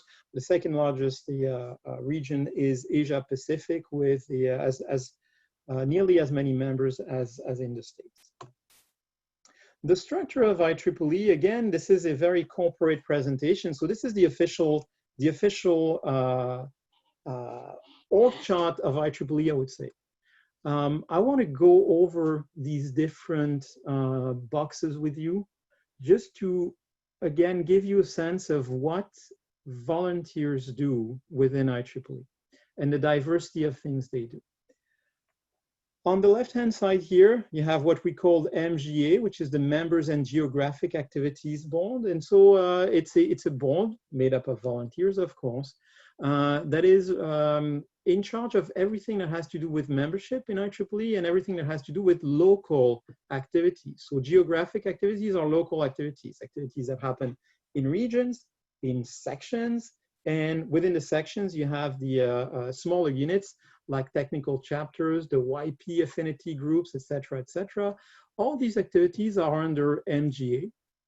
And again, from the very top of that, that org chart to the very bottom, it's full of volunteers who at the local level maybe organize an event, maybe get people together for a networking event, up to the point of the Members and Geographic Activities Board itself, which is made up of mainly the region presidents, or the region directors, they're called. And these are also volunteers who basically help manage the whole set of activities in a given region. This is all volunteer kind of jobs where you meet people who are in the same very wide technical area of IEEE fields of interest, and you get to be known by others. And so given the different levels of seniority of people who volunteer within IEEE, in any of these activities, you will basically be meeting people who are at the different stage of their careers than you, who can become your mentors, your advisors, and basically grow your network of people you know in the field. So that is one of the positive outcomes of being a volunteer, is that you basically get to meet people. You also get to have experience in doing things that are not technical by default, that are related to your ability to organize events, manage people, the kind of things you don't do very easily if you're very junior in your technical role in your profession. You may not be faced with a lot of that, but it can start very, very early in your career to manage events, to manage people within a volunteer organization like IEEE, and craft your skills so that when you need to apply them to your profession, you will have actually developed these skills. You'll develop presentation skills, you'll develop negotiation skills, etc. And all this, as I was saying, can be done from the very local activities that you do in a section like the Montreal section up to the highest levels within IEEE. I've given you a lot of examples of what can be done here within Member and Geographic Activities Board. Let me jump to TAB, which is the Technical Activities Board. I mentioned earlier there's 45 technical societies and councils in IEEE, and I've mentioned a few of these societies, which are well known to individuals. This is where the technical stuff happens, the real technical stuff, such as a lot of the conferences, most of the publications, the articles. And so this is where the people group around a technical interest and talk about these interests through technical committees, to communities, to events, etc. And so this is more a place that if you volunteer, you'll get to meet the people who are at the top of their field in your specific area of activity. And the kind of things you can do as a volunteer in these in the Technical Activities Board are mainly around the production of these technical contents that IEEE is putting out there. So it's going to be about organizing a conference, reviewing the papers that are submitted to a conference, reviewing the papers that are submitted to a journal, editing the journal, so helping shape the directions of the journal and what kind of topics they're looking at, being part of technical committees within societies that look at different sub-aspects of, let's say, the communication society. There's many technical committees that are looking at activities that are being done in, let's say, in wireless communications, optical communications, etc. So it's the place where you meet the technical people in your area, and the same things happen as would happen in MGA. So you're meeting people from all sorts of places in the world, and you're meeting people from all sorts of stages in their career. And if you think about that in terms of developing your professional network and developing these links that will help you one day, it's extremely important, because not only you get to know these people, but you get also, through the activities you do together, to prove your value and the fact that you are hardworking, the fact that you're devoted. And so next time there is an opportunity somewhere, people will think of you because they know of you. It's very hard to be presented with opportunities when nobody knows who you are, but when people know who you are, opportunities start developing themselves, and they present themselves to you. Going one box to the right, I'm looking at the Publications, Services and Products Board, the PSPB. This is where all the policies about our publications in IEEE are made. This is where things such as author honesty is looked at. There is that's where volunteers develop a programming to make sure that authors stay away from plagiarism and things like that. So again, the same sort of volunteer opportunities to engage in this side of the organization. One box to the right here, I have the Educational Activities Board. IEEE does a lot of educational activities. We do short courses online. We do we do specifically designed courses for companies. We do a lot of the activities that are what we would call STEM activities. So activities that are devoted to K to 12. So for youth, to make them interested in engineering and science. We have Try Engineering as a website where a lot of these activities are. We have a teacher in service program where you can involve yourself with the local education institutions and go and help sensitize young people to science and engineering.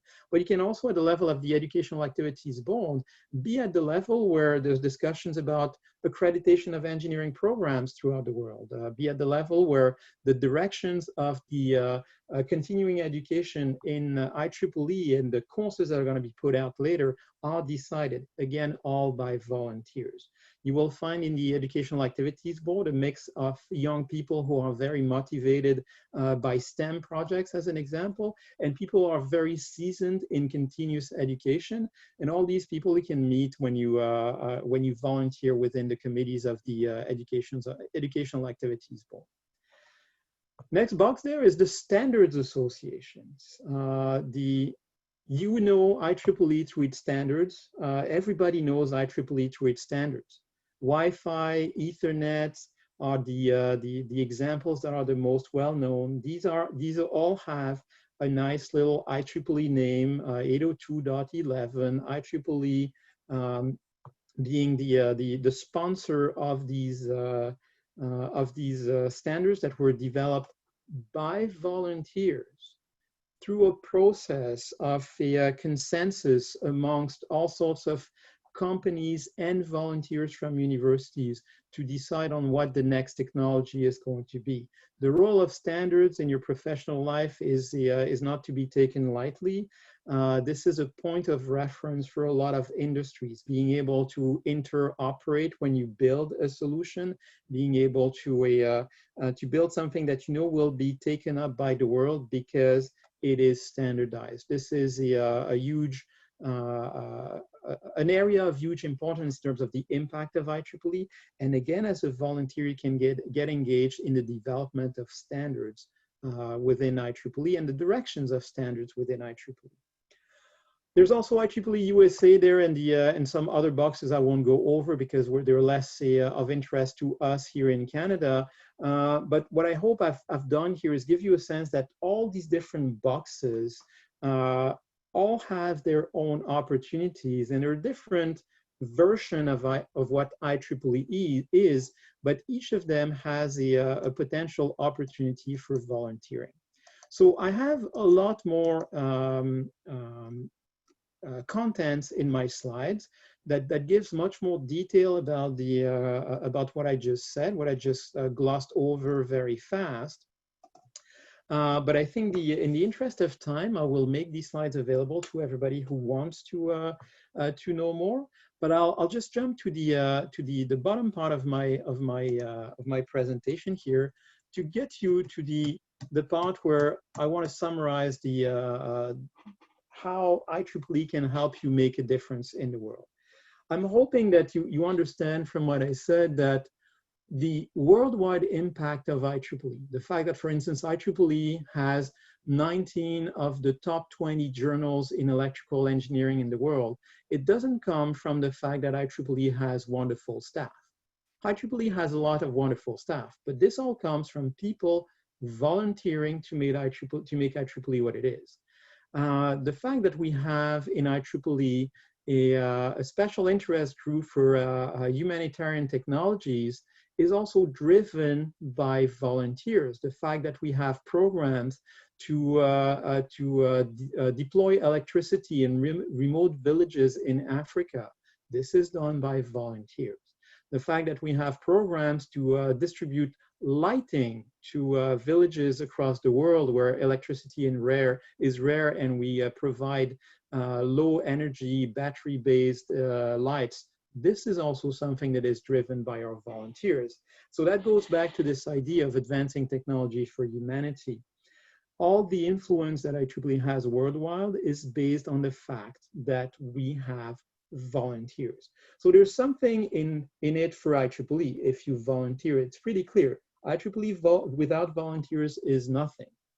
IEEE is driven by volunteers, but also, as I said earlier, volunteering is your way of participating in your profession, and you get something out of this.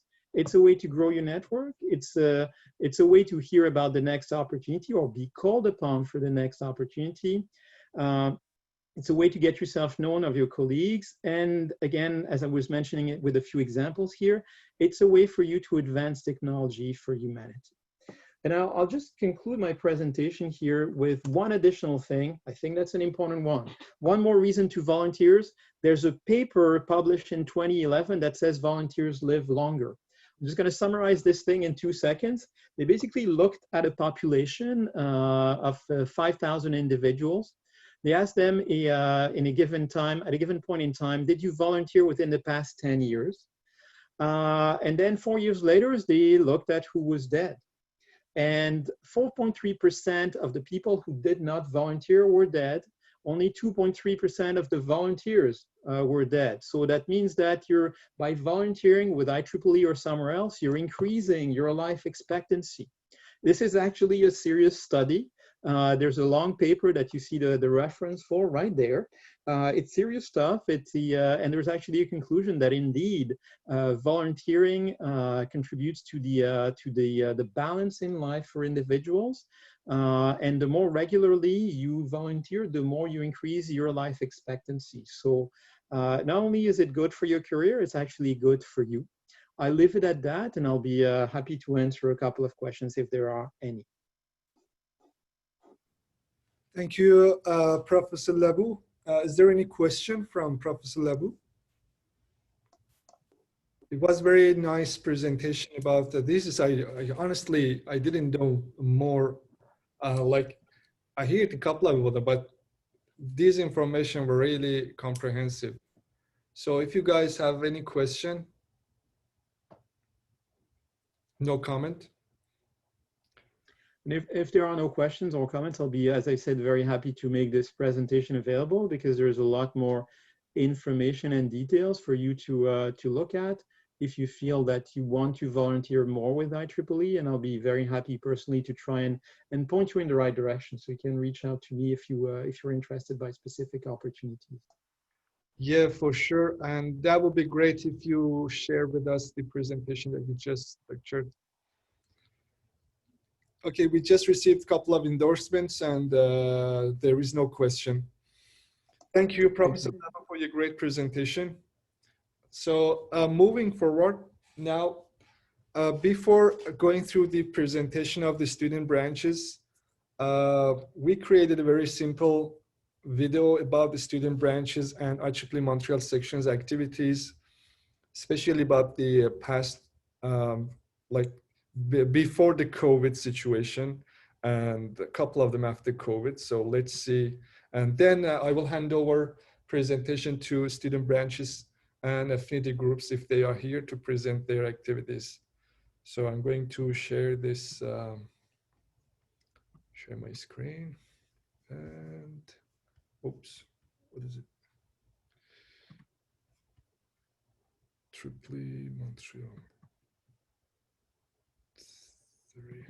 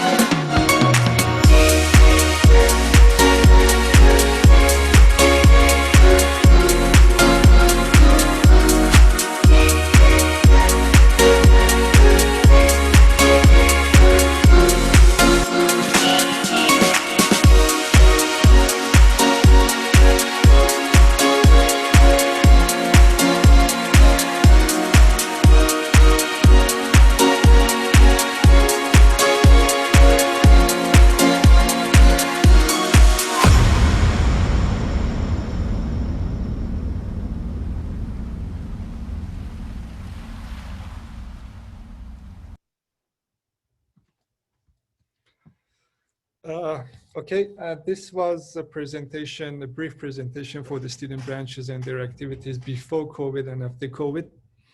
So if there is any comment, I will hand over the presentation to student branches and the affinity groups here. Any comment or any opinion? Prof, Dr. Pinchuk, Dr. Saida.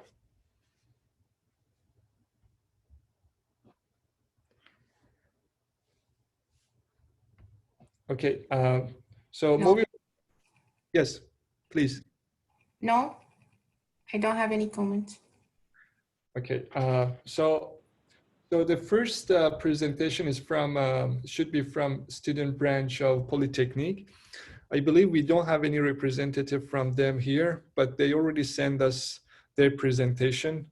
So I'm going to play their presentation, which is featuring their activities within COVID and before the COVID.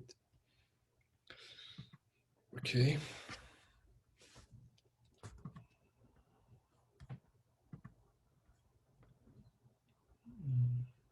Polytechnique.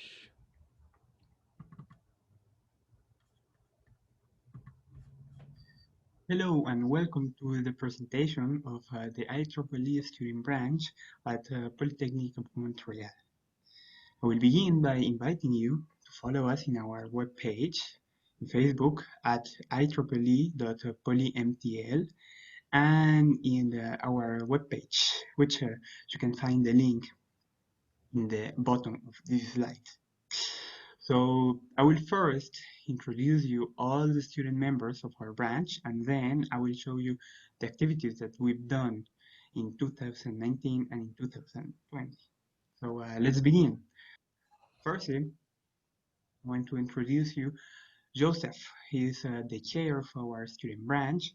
He's currently a postdoc researcher at the Polygram Centers in Polytechnique of Montreal, and he also received his PhD at Poly Montreal. Now, Professor Kiwu, who needs no presentation, he is very recognized. He is a director of a Polygram Research Center, and he is also founding and director of CREER. Next, Amir, the vice chair, who is currently PhD student also at Polytechnique of Montreal. Next, our secretary, Hannah, she is master's student at Poly. She works in integrative topics that involve computational neuroscience of vision and machine learning techniques. The treasurer of our group, Parichat, our website designer, Shokofe. She is a PhD student at Poly. She works on machine learning and artificial intelligence and intrusion detection system for IoT networks and network security. And finally, the person who is talking to you, Paulo. I'm currently a researcher student pursuing the PhD in Polytechnique of Montreal in the area of microwaves and electromagnetic applying. Now that you know all the members of our branch, let me show you some of the past events that we've done since 2019. So we've treated different topics, as you can see here in these three examples: LaTeX, artificial intelligence, and we even done a hackathon. This hackathon particularly, we did it in cooperation with Women in Engineering of IEEE. Besides these three activities, we've treated other kind of not necessarily academic activities, such as the IEEE Day. We also had a collaboration with the branch of Concordia to develop the IEEE Extreme in 2019.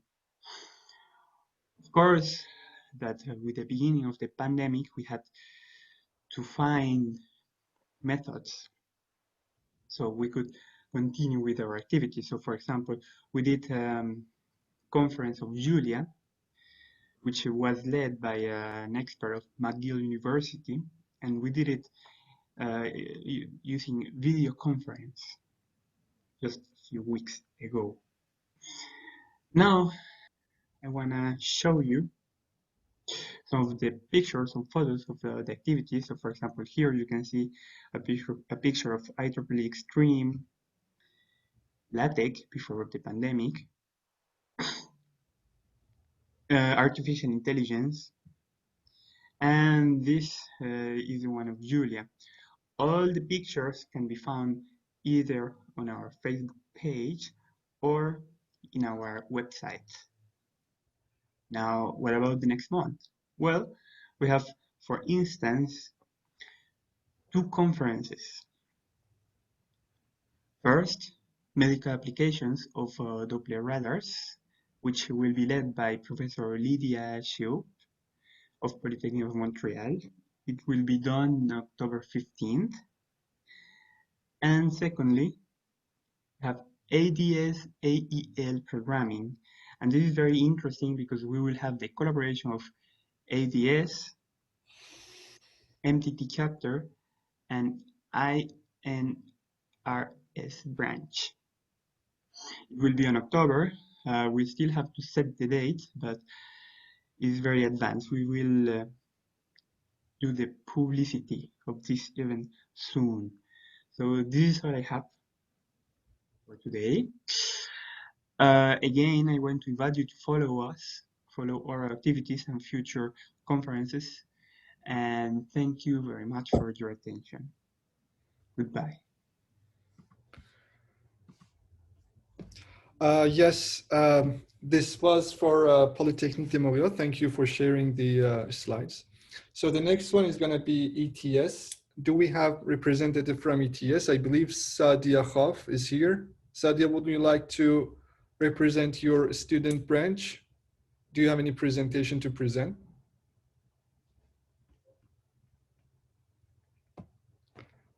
Okay, I think she's not here. Okay, the next one is going to be INRS.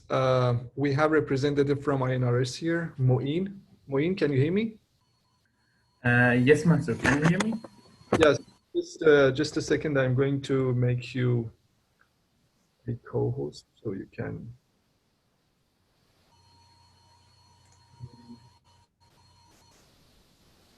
So actually, there is no way to make as the co-host, but I can make you host. So afterwards, you will need to.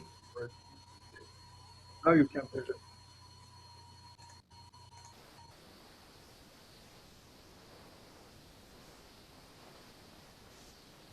So now you're able to see my screen? Yes. Okay. Hello everyone, I'm Moin Ofersi. I'm chair of the IEEE student branch in INRS-EMT. I'm a PhD candidate there, and also more than the student branch, I'm a member of IEEE site, and also I'm a volunteer with the Hacking Health Montreal.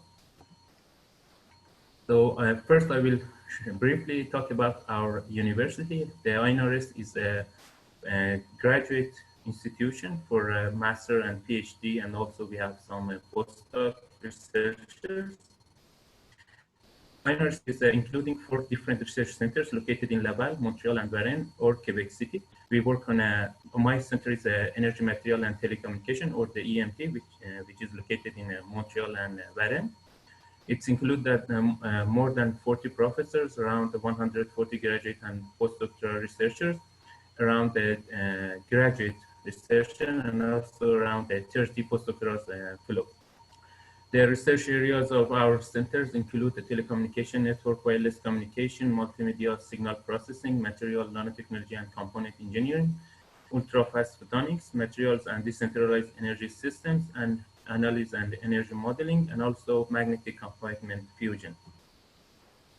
So we try to reactivate, I should say it's more accurate, the branch since last fall. We are trying to organize training and informative events for the students, help them to grow their networks and also have a better academic experience.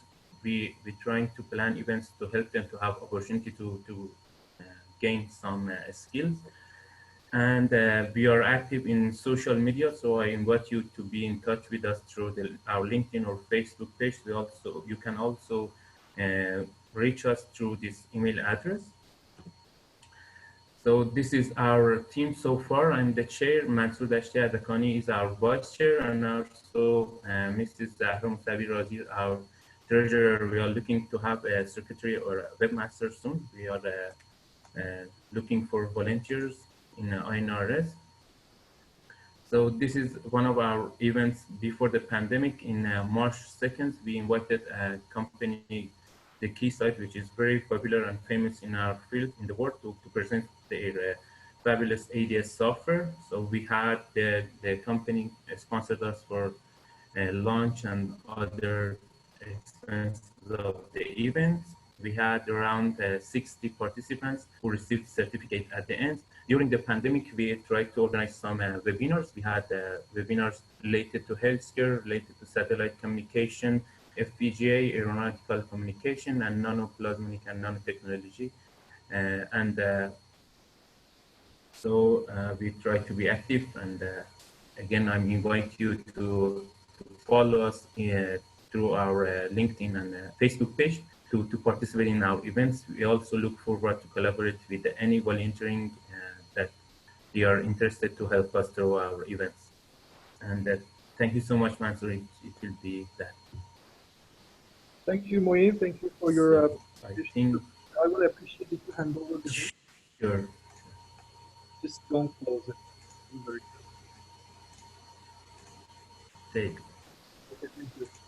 So the next one is going to be one Affinity group or McGill University, Rania. I believe you are there. So will you represent Saida? Rania is here. Will she represent women in engineering or McGill? Because I'm a bit confused about the position of Rania. I already forgot. Rania, are you here with us? Do you hear us?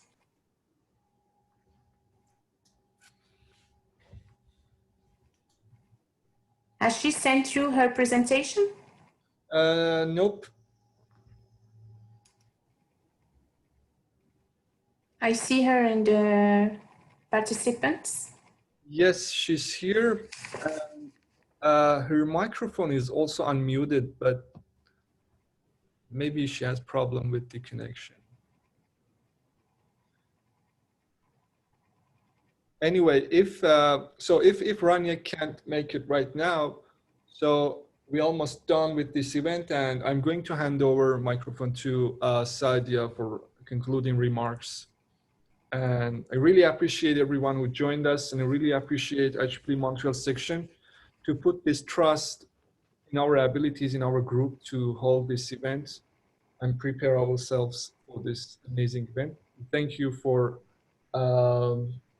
everybody and team members' contribution in this event. So I'm going to take off my video and concluding remarks is with Sadia. And afterwards, I would appreciate if you just, everybody can turn on camera so we can take a virtual group picture, if you don't mind. Thank you. So, but first let's, Saida, go through the concluding remarks, and after then we will take a screenshot. Thank you. Yeah, we will take the picture online. Okay, so thank you very much for having made time to attend this event and celebrated the IEEE Day with IEEE Montreal community. So on behalf of IEEE Montreal Section, I would like to express our gratitude to our distinguished keynote speakers, Dr. Pinchuk, Dr. Hassan Ahmed, Dr. Saber, and Dr. Labeau, for having committed their precious time to share their interested research with us and to celebrate the day with us. Thank you so much. We were delighted to have you today here with us. I sincerely thank our IEEE YP Montreal dedicated volunteers who freely gave up their time to make this event happen. Thank you so much to all YP team. Thank you so much for the videos. Everything was very well organized and very well prepared. Thank you. And I also thank all students, branches, and affinity groups who contributed to the success of this event. Of course, we couldn't have organized and celebrated the day without you. Thank you, everyone. I took the first shot, so everybody, if you need to take a good shot, you can take it. But I took a couple of them. I will share them with you, just in case if you like to have more shots. Thank you, everybody, and thank you for this amazing event. So hopefully we are going to see you by the next years. Thank you very much for organizing it. Thank you so much. Thank you. Wonderful day. Bye-bye. Bye. Bye.